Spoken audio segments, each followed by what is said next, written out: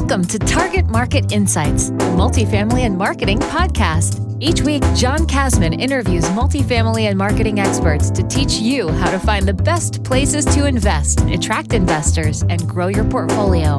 You are listening to Target Market Insights with your host, John Kasman.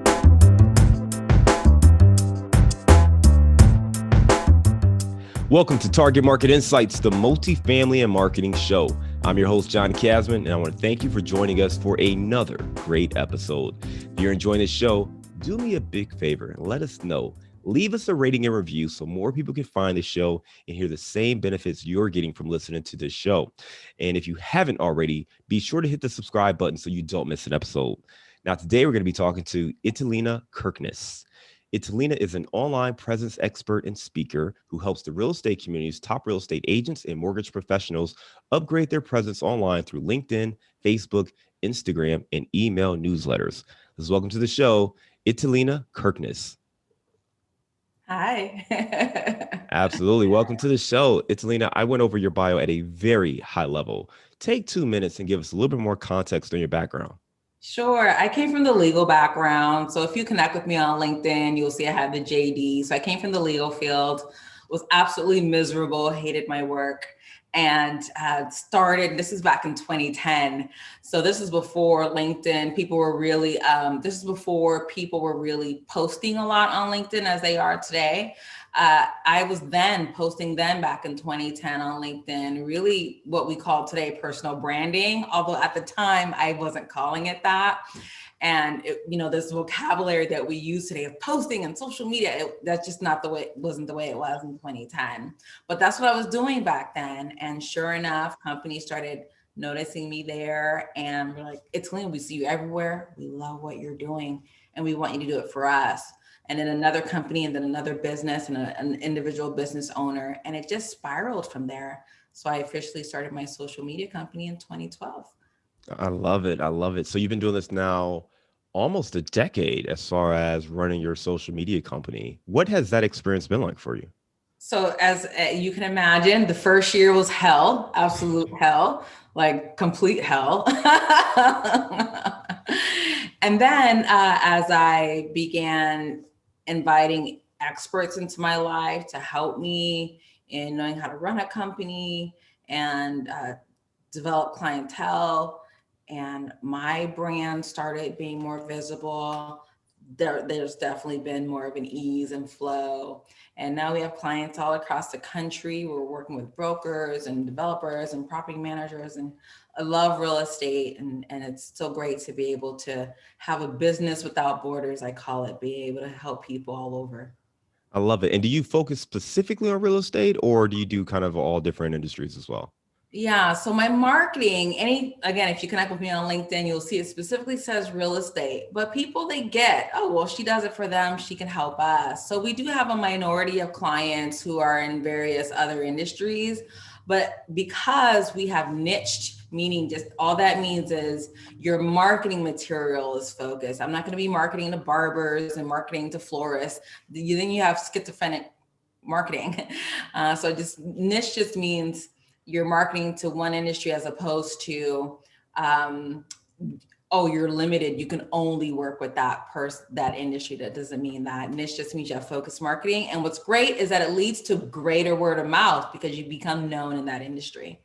I love it. And you just said something real subtle, and I want to break it down for anyone who is looking to build their brand, right? You talked about the niche that you've laid into. And I run into this with my clients all the time where they say, well, John, you want me to get so specific. I'm scared I'm gonna lose other people, right? I don't want to lock in and be so specific that I don't appeal to these other groups. And you broke it down to say, hey, it doesn't mean you're not talking to these other people. It doesn't mean that you're not going to take them on for business or things like that. It just means that you need to have some clarity and focus on, who you want to win with and who your marketing materials are going to be focused at. Can you just go a little bit deeper there? Why do you feel the need to lock in and say, create marketing materials specifically for real estate investors as opposed to just business owners and entrepreneurs?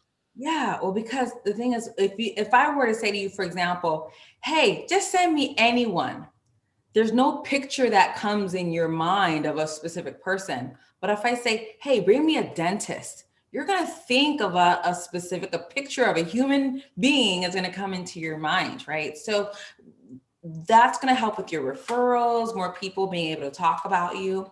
And then what I also find is, so in this case, we're using dentists as an example. Dentists talk to other dentists. So the word of mouth spreads like wildfire, just absolutely spreads that much faster because you've identified a demographic. No, I love it, man. Thank you for clarifying that. It's just a great piece of information. So, you mentioned that you started out kind of in this online branding space before there was really a name for it, and brands and companies are seeing what you were doing and said, "Hey, can you help us out?" And eventually that led to you running your own shop. What led you specifically to focus on real estate investors as opposed to dentists or some of these other groups? Sure. Well, what's really funny is at first, because law is my background, law firms would have me come in to teach their individual attorneys how to bring in business. So even if you work for a major company, you're still your own individual brand. And these companies were getting that. These law firms, in this case, were getting that. And they would kind of sit there, the attorneys would kind of sit there very stiff in their black blazers. They weren't laughing at any of my jokes. And I just kind of grudgingly went through my day. But then one day I met a broker and she said, "Hey, come and speak to our group. There's going to be about 300 people there." And when I went and presented, John, they were laughing. They were on the edge of their seats. They were really into it. I was like, "Oh my God, these are my people." And so I just really went on a feeling base. And then later on, I learned real estate is a very relationship heavy business. It's about who you know, who you connected with, who knows you, right? Very relationships play a key part. So ended up being a good business decision. I love it. I love it. Thank you for clarifying that. I think the interesting thing there is that I think people naturally go to their background. So you have the law background. Okay, let me go build this business for other attorneys. And that just didn't pan out. And you didn't just leave it and say, "Well, this isn't going to work." But you found the tribe, the people who were looking for the information you had. And even though they had a little bit of different background than what you had, there was other connective tissues that made it work. So I just think that's a really great insight that, hey, you know what, just because you're an engineer doesn't necessarily lock you into only working with other engineers. I mean, there are groups of people out there that you can actually connect with. You got to figure out who those people are, what those characteristics are, and be able to grow from that standpoint. As we're recording this, we are like everyone else, still dealing with the impact of COVID and stay at home, and the world is opening up. But nonetheless, it has become really obvious to most people that it is critical to have an online presence if you want to do business, if you want to connect with people, because you don't want to be relegated to the folks that you can connect with, especially if you can't meet in person. Talk to me about, what is that first step for someone looking to either create or revamp their online brand presence? Sure. Well, the first thing is most of us and most people listening here probably already has a LinkedIn profile, for example. And I just use LinkedIn because that's the number one professional site. So if we're looking to do business, it's just the most obvious place to start. Plus, when someone Googles you, let's say you meet someone, maybe someone's referred to you, they're still going to do their own due diligence and look you up online using Google. And one of the first things that come up, maybe your website, but for sure, your LinkedIn profile. Any other social media sites are on the bottom, but those top couple are LinkedIn's going to be there. And so we want to make sure we're putting our best virtual foot forward, that when people go there and they see credibility, they see those things that they're looking for in order to trust you, that you are the go-to for this specific industry, for this specific field and level of expertise. So first things first, we want to make sure that that profile represents you adequately, does you justice, gives people the information they're looking for to then take it a step further and want to have a call or meeting with you. All right. So you mentioned that LinkedIn is going to be one of the first things people see when they Google your name. And most people know that LinkedIn is a fraction of the size of what Facebook is. You would think a company like Facebook would be able to trump that from an SEO, right? Search engine optimization, that they would be kind of the first thing that may populate. Why is it that LinkedIn pops up first? And maybe we can just dive a little bit deeper on LinkedIn's advantages over Facebook. Sure. So first of all, LinkedIn was purchased by Microsoft, and there's just that connection. So again, I like to just keep it simple to not lose people in the techno pieces. LinkedIn has Google juice. LinkedIn has Google juice. So we want to really leverage that, take advantage of that. Here's another example. When you think about the people you want to connect with, whether they be developers or investors, they have things. Investors, developers are Googling things as well. So they have questions, they have challenges, they're looking things up. If you can provide an answer to that question, speak on that topic, if you have published an article, for example, on LinkedIn talking about the very thing that was Googled, your LinkedIn article can pop up. See, so LinkedIn is just built as that resource, as that professional resource, a great place to find industry news, etc. So if you're sharing your expertise, sharing your knowledge on LinkedIn, you can come up in a Google search. So all of a sudden, it's not just about being on social media, it's about being able to be found on a monster like Google. Yeah, you mentioned the credibility aspect too, right? Building up that profile so you can position yourself as somebody who's credible, that is noteworthy, that understands, the solutions that someone is looking for. And you talked about really setting up that profile so that you can stand out. Can you give maybe one or two tips for building a profile that allows you to stand out with that intended audience? Absolutely. This is one of my favorite questions and things to talk about. I kind of geek out about this. Well, first things first, I would say connect with me on LinkedIn. You can actually see some of the things I'm going to share. And one of the things you'll see first and foremost, first thing that people notice when they go onto a LinkedIn profile is that banner, that cover photo. So just like Facebook has a cover photo, you have that opportunity to have a cover photo or banner on LinkedIn as well. And I always like to say, have that represent what it is you're doing. Meaning, in my case, I have a logo. It doesn't have to be a logo for you. If you have a logo, great. But if it's let's say you specialize in working in a specific geographical area, have a photo of that geographical area, a property, of types of property. So you get the idea. You want to have some representation of what it is what you work in, so that now we have some insight as to what you do, versus just having a name and a company. Well, that doesn't really tell us much. The other thing you'll notice when you connect with me, you'll see my name and my job title is right next to my name. And people often ask me, how do you do that? So you'll see what I'm talking about. It's bold, all there, because I don't want people to have to scroll around and burn calories trying to figure out what I do. It's all right there. There you go. Two really great tips there. And I will tell you too, like, LinkedIn is really great if you can optimize those things, because as you mentioned, if someone's searching your name, they're one click away for figuring that out. Or if they're searching for that thing, right? If you're looking for an online branding expert, Yes. to land on that, I can see, oh, okay, I know Italina is an online expert.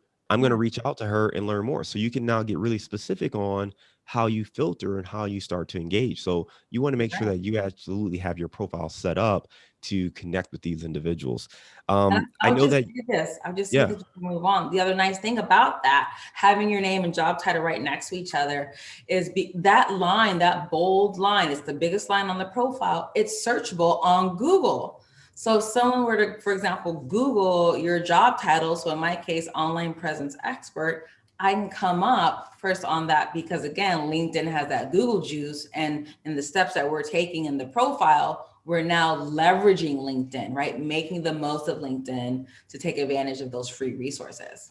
I love it, man. That's a powerful tip right there starting off. Let's talk about some of the other platforms, right? So LinkedIn's great for professional, but we know that Facebook, Instagram are a little more fun. Instagram in particular is a little more sexy and just visually, aesthetically appealing. Let's talk about, maybe ways to leverage those platforms to drive your Absolutely. online presence as well. So I like to say Instagram, the three biggies are LinkedIn, Facebook, Instagram. So I like to have a prominent presence there, just meaning being consistent. I consistently show up there. Okay, so on Instagram, I like to say Instagram is the demanding mistress. She expects a lot of your time and attention. LinkedIn is the stepchild of social media. We often forget about LinkedIn. We have them there, but LinkedIn's the stepchild. So we got the demanding mistress and then the stepchild. So with Instagram, if you connect with me on Instagram, in fact, my Instagram is at Italina K, just my first name and last initial at Italina K. First thing you'll notice is that same bold line is consistent with my LinkedIn. Consistent with my LinkedIn. I didn't waste the space in putting my name there. I don't have to put my name there again because my name is in my handle, what I just shared with you at Italina K, or my username. Okay. And then, so I can therefore leverage that space, putting my job title, online presence expert, and I even put on there #social. So that if anyone does a search on Instagram for any form of the word, social media manager, social media management, anything, my profile is going to be one of the ones that come up because I'm making the most of that searchable line. Love it, man. That profile is, again, that's one of the things you can do to really stand out and being consistent across the board. I love how you talked about LinkedIn being the stepchild and IG being kind of that demanding mistress. Just understanding like it does take a lot of work and effort. And I think that's one of the biggest challenges people face is, you know what, I want to build my presence, but geez, the amount of content I got to create is overwhelming. It's like its own job. So how should someone get started, right? If you don't have 4 hours a day to sit there and come up with ideas and post and hashtag and all of that stuff, how can you get started and at least get some traction building a profile and building kind of an audience on social media? Okay, well, first things first, I'm always going to say delegate to a team like mine, where we actually get to know each of our clients personally, individually, so that we can then write for them. We do a lot of rewriting of LinkedIn bios, Instagram bios, and now there's Clubhouse. So we do a lot of Clubhouse bios. So delegate, right? For yourself, I shared some things on LinkedIn that you can do, and just in that header section, even after your name and job title, LinkedIn gives you 3 more lines where you can go even in more detail. So I've had clients who put in the types of properties they are helping with, or types of investments, or locations that they specialize in, and a phone number, right? So you can put all that at the very top. So even if people don't scroll around and burn calories looking all around, you've got everything you need right there. And again, you can see an example of that on my LinkedIn profile. Connect with me. Say you saw me here with John. I love to hear from you. But once we have, oh no, I was just gonna say, so once we have that profile set up, right? Because I think that's critical, and I think we should definitely take Italina up on that offer, because if you can get the profile right, that's half the battle. So let's assume, they listen, and we go ahead, we get our profile together, which is a critical first step. As far as the content creation side of thing, and that monster of as far as churning out content, working with a company like yours, what are some things that we can do to create consistent content so that we can actually see some traction? Absolutely. So I love this. Again, this is an area that's I enjoy it. There are people who are like, I hate it. And they just want to delegate. They delegate to a team like mine, and we get to know them personally and get really clear on what they want. If you're going to do it for yourself, I would say this: you have a lot of knowledge. There's a lot of things you know about the business that we don't know, that the other people don't know, or that people have questions about. All of that is content. All of those are things you can be sharing in your social media sites. Those conversations that you're having on the phone, talking about the same thing over and over, that's content. So I think it's really important to be specific as to talk about one thing in a post versus going into various, like, multiple topics. Spread it out so you'll have content for the whole week or for the whole month. Have your bullet points of things you want to talk on, topics you want to share on, and then those are going to be your posts. So I would say start with your knowledge, right? And then people are going to see, oh, wow, he really knows this. She really knows that. You become seen as the go-to in that. That builds your credibility. People see that, oh, this person knows what they're doing. And that leads to that conversation. Excellent point. It's a great way to stand out. I mean, I think too, one of the things that many people take for granted is the expertise that you actually have. Mhm. And the fact that other people don't know what you know. And I think it's easy to just assume people know that and everyone knows that. Well, no, everyone doesn't know that. Right. And for people who are looking for that kind of information, that's where you can stand out. So just understanding how to convey that to people, how to stand out, how to position yourself as a helper. That's a great way to start building some traction on any social platform in particular. But great ways to think about that content creation. I had I also wanted to ask you about, you know, some of the metrics, because I think that people either want to do two things, right? You want to get this followers. You're looking at the number of people who like and engage with your content, and you're trying to get that number up. And then the other side of that is, just hey, I could care less on people like it, but I want to see the business results, right? I'm doing this because I want to grow my business. Talk to me about the way you approach that, right? Between actually growing someone's followings and getting more engagement on that account Mhm. versus making sure that the social media is actually helping to drive the bottom line. Yes. So to me, it's all together. That's the plan.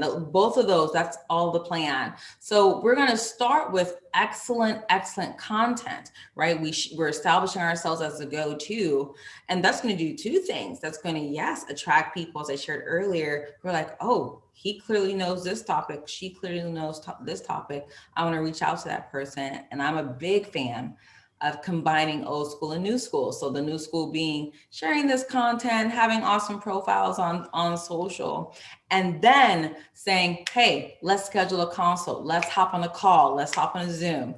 And now we're bridging that gap. So we go from online to now we're actually having a real conversation. So I love scheduling those calls, scheduling those appointments. In fact, just before we did this podcast today, I just got off the phone with someone who said, oh, Italina, I've been following you for years and now I'm ready, right? So turning it to those phone conversations, that's the whole point. You just said that, and now I'm ready part. I think that's really key too, right? Because it's a long tail. And I think a lot of times people want that instant response, that instant gratification. Hey, I made this killer post. How come the phone's not ringing? Right. And it does take some time to get some traction and see folks get to know you and feel comfortable to warm up and say, you know what, I'm not ready for this in my business. Is that something you have to talk to a lot of your clients about? A lot of people understand that it can take a while, but here's what's nice. As soon as you update your LinkedIn profile, for example, it sends out a full notification to all of your LinkedIn connections. So I have had people who receive immediate response. Same thing with Facebook business pages. As soon as you set one up, you can invite your friends to like, and they can see, oh wow, they do that. They do XYZ. So I have seen those more immediate responses within a month, even. Like that's, to me, that's pretty immediate. And then remember too, the whole point is you're developing a portfolio, a history of credibility. So yes, you're going to get those immediate responses, but then it's also it's kind of like having those others in your pipeline for until they're ready, until they're in a position to do business with you. And that's who you want to do business with, people who are in a position to. So it's really both. I don't believe that you're not going to have any success right away. I think it is certainly possible to see some results there right away. But I like to say it's more of focus on you're building a portfolio. Got it. So for just to recap, when we're looking to grow our followers and also drive our business, one, we want to make sure that we set that profile up the right way.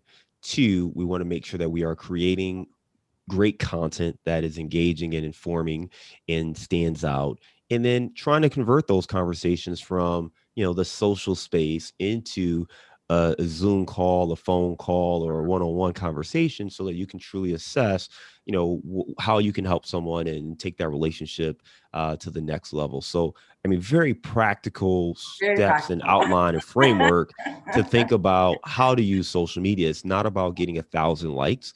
It's about creating content that helps people, finding the folks who are looking for that kind of help, and then having a one-on-one conversation with them to learn more about whether or not you can help them with the business. I think it's very simple. And I almost have to ask, is there is there a type of client or someone that should not be using social media? Because it seems like anybody looking to grow Yeah. can use social this way. So is there any drawbacks or a reason people shouldn't use social, or what are we missing? So in my almost a decade of running my social media company, there's literally been one person who I wasn't able to help. And this person basically had nothing to sell. They had no product. They had no service. They had nothing going for them, so to speak. So you got to give me something to sell. You got to give me something to promote. So as long as you have something to promote, as long as you have a message to share, an audience you want to reach, some kind of work or business that you want to do, social media is going to be a place where you definitely want to be present. Sounds good. So for folks who want to learn more, we have your LinkedIn, website. So we'll make sure we link to that in our show notes. And then I know you also are willing to offer free assessment as well. Talk a little bit about that free assessment. Yeah. So for those who are like, Italina, what you're saying sounds great. It makes a lot of sense. I just know I'm not going to do it. You can look into our social media services, whether it be to rewrite your LinkedIn profile or Instagram bios for you, Facebook business page, Clubhouse, whatever bios you want done. And then for those who want any ongoing consistent posts done, again, everything is customized to the individual. I actually get to know each of our clients, get clear on the types of things they want to share. So if you're curious about looking into delegating, getting some help, some assistance or support, you can take advantage of the free assessment. Just connect with me on LinkedIn or on Instagram at Italina K, and let me know you saw me here with John, and ask for that free assessment. Free assessment, please. All right. Italina, we're going to go to our bullseye round. Are you ready? I'm ready. All right. Give me a failure or an apparent failure that set you up for later success. Okay, absolutely. So a lot of people might say that me not continuing in law, so taking all that time to go to school and those great internships and jobs that I had lined up and not sticking with that, some may see it as a failure. But all of it, all that experience actually has contributed to me successfully running my company now. I definitely developed as a professional during that legal career. I had excellent mentorship. I worked with judges, attorneys, boutique law firms where I learned more about running a business than I did about law. So all of it was in developing me so that I can be prepared for this next chapter of my life. What's a digital or mobile resource you recommend for your business? So really simple. I think the phone is amazing. So I have an iPhone and I use the calendar. What I like about the digital calendar, I know some people are into pen and paper, great. But I know that pen and paper does not alert me when I have a meeting coming up. My phone does alert me, keeps me on time. So really simple, just putting everything in my calendar on my phone. What book have you recommended or gifted the most in the last year? Okay, so oddly enough, I was gifted a book by an anonymous person. Maybe they see me online and thought this would be a good book for me. And it was amazing. In fact, it was so good that I read it within like 3 days, and I'm in the process of rereading it. And that book is Big Money Energy by Ryan Serhant from $1 Million Listing New York. All right, we got to check that one out. That's the first time we've heard that book, Big Money Energy. All right. What's a daily habit that helps you stay focused on your goals? Okay, so this is huge. We, especially now where we're working from home, we tend to book things back to back just because we can. We have no commute. But I have found that in putting even a 10-minute gap to allow me to sit in my chair and just decompress, let my mind be empty so that new ideas can come in, or just so that I can rest. That is huge. I think we forget to plan in planning time or plan in idea time, idea development. That's going to be, so putting white space in your calendar so that you can allow for creativity and greater ideas and great business ideas to come forth. What are you curious about right now?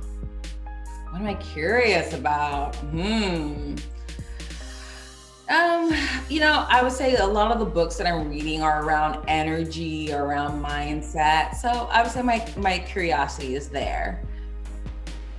All right. What's one thing you know now that you wish you knew when you were starting out? Starting out. So I would say back in college, I wish I knew more about money management and what to do with it. But maybe I needed to blow money doing. Maybe I need to get all that out of my system then. Who knows? Well, there you go. Listen, you're not the only one. I'm sure a lot of people have the same issues there. So at least you figured it out at some point. All right, let's lighten the mood a little bit, right? You are out on the West Coast, the East Bay area, if I'm not mistaken, right? So give me the best place to grab a bite to eat out there.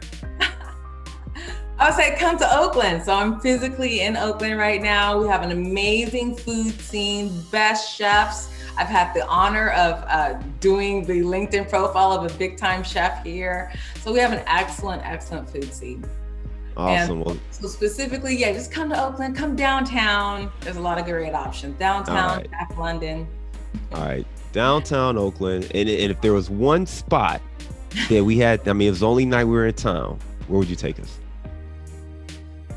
So right now, I'll just go with what's top of mind. I'm gonna say two, because it wouldn't be fair. I'm gonna say two places.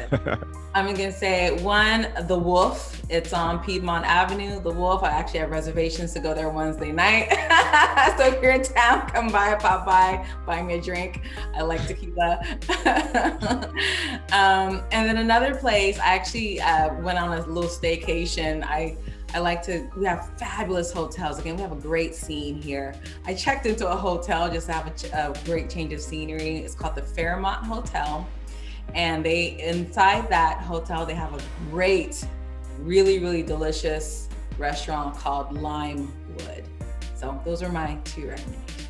Awesome. All right. So the Wolf and Limewood are the two. Sound like great places. So we'll keep that in mind next time we're out in Oakland, which hopefully will be soon because I love Oakland. Well, listen, it's been a pleasure talking to you. We've really got some great insights. And my big takeaway is, hey, make sure your profiles on social medias, LinkedIn in particular, but Instagram and Facebook as well, make sure those profiles are very strong. They tell people what it is you do, how you can help them, and allows you to stand out because there's a lot of competition. And if you can create your online brand presence in a way that allows you to stand out, it's going to be an easier way to book appointments and to grow your business. So really pay attention to that, understanding again how all these different platforms work. And again, if you know this stuff, but still haven't implemented it, it may be time to reach out to an expert to get some help. And Italina is willing to have a conversation with you. So check out our free assessment and we'll make sure we link to all that in our show notes. I want to thank you again for coming on and talking to us today. Hope you have a great one.